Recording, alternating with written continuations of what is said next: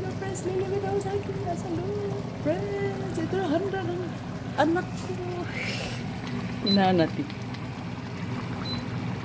Huwag lang mahulog yung ating cellphone dito sa kumukulo. Nayari. Friends, ito lang handa sa anak ko. Happy birthday sa anak ko. Hindi na. Kumukulo talaga. Ito friends. Yan lang. Kasi niyaya namin siya sa ano.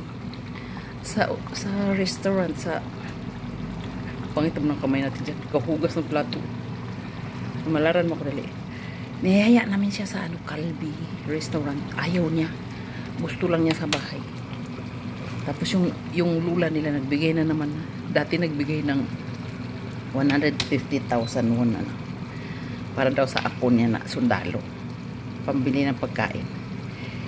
Nilagyan ko nito friends oh. Kasi ayaw nila ng pimang. Itatago natin. Teka lang. Nandito friends oh. Tinatago. Kasi ayaw nga nila eh. Ang sabi ko friends, nagbigay na ng 50,000 won. 150,000, 200 won na binigay niya. Napaka mapagmahal yung aking biyanan na nagbibigay talaga ng pera yun kahit noon pa. May pukrin yun, dalawa. Uwang pukrin, malalaking pukrin. Yung biyanan ko siya, siguro nagtatanggap ng pera noon. Kaya may pera siya. Namimigay ng pera. Alam mo yung pukrin, friends? Excavator yun sa Bisaya, ay sa English. Malalaki, huwang, king. Taga-kutkot na lupa. Ewan ko paano kumita na pera yan. Namimigay ng pera yun. Yung biyanan ko, nahabol nga ako ng 1 million noon. Abulan kami sa labas. Hindi ako tumatanggap ng pera doon. Naibibigay niya sa akin. Yung para sa ako lang niya tinatanggap. Happy birthday, son! Balik na naman siya sa sundalo bukas. Wangya, finished. Let's eat now. Okay? Come here. Yung anak, pangalawa. Wala yung panganay ko nandun sa taas. Yung pangalawa, nandito sa baba. Nandun sila sa taas, naka-aircon sila doon. Tapos yung bunso ko.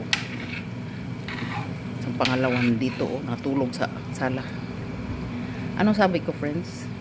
Babalik na naman siya sa sundalo bukas. Malulungkot na naman ako. Mag-iyak-iyak na naman ako niya. No? Nagdadrive ako, friends. Umiiyak talaga ako. Namimiss ko talaga yung anak ko na yan. Yung panganay. Tapos kagabi pagdating ko, sabi niya, Mother, just lay down. I will cook. Nag-cook siya, friends. Pinakain niya yung sakop. Siya nagluto. Kaya talagang maiyak-iyak ka talaga. Maiyak-iyak talaga ako dyan kasi yung tagaluto eh. Tapos naghugas na siya ng plato. Yung panganay ko, napaka-ano niya. Para siyang ano, napaka-matured niya. At saka nag-aral kasi sa YouTube ng cooking. Ang sarap niyan magluto, no? Nakahilira yung mga ingredients niya. Hindi ko alam paano gamitin. Nag-aral siya magluto. Kaya alam mo, dumating yung mga uncle niya galing sa Seoul. Siya talaga nagluluto, nag-offer kahit magsasaing. Habang kumakain sila, friends. Grabe, laki ng smile nila. Kasi ang sarap daw. Tapos maya-maya, may kim-kim na yan. May kim-kim na ng pera yan. Binibigyan niya ng pera kasi sarap nga magluto eh. Mana siya sa lulo niya sa Pilipinas. Yung tatay ko ay grabe. Sarap magluto nun. Nandito nga yung tatay ko eh. 2 years. Sabi ng mga anak ko, Mother, do not cook. Let grandpa cook. Ganun. Pero masarap din naman ako magluto. Tingnan mo naman, pacham. Ang sarap, grabe. Ihalo lang nila yan dyan, oh. Diba? Ganun lang. Kasi, very simple lang yung ating birthday party ngayon. Ang asawa ko, pinabili ko ng, doon siya sa city. Sabi ko, bumili ka ng 5 ka-box na pizza. Oh, mag-enjoy na sila dyan.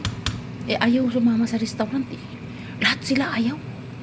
Sabi ko, mamasyal tayo na, sakay tayo ng barko, or punta tayo sa dagat, or punta tayo sa Sugumsan ba, or sa dagat kan. Ayaw talaga, friends. Gusto lang sa bahay. Which is good naman kasi, di ba, delikado naman mamasyal. Lalo na sa malayo. Drive. At kukuha yung kamay natin dyan. Very pangit naman eh. Oh, Punas to. Finished. Okay? Bye-bye. Naglabat ako sa kuyan. Salud. Tingtigay. Maraming pastrungan yung. Bye-bye. Ah, testo. Ang gaya. Pamugo. Bye-bye.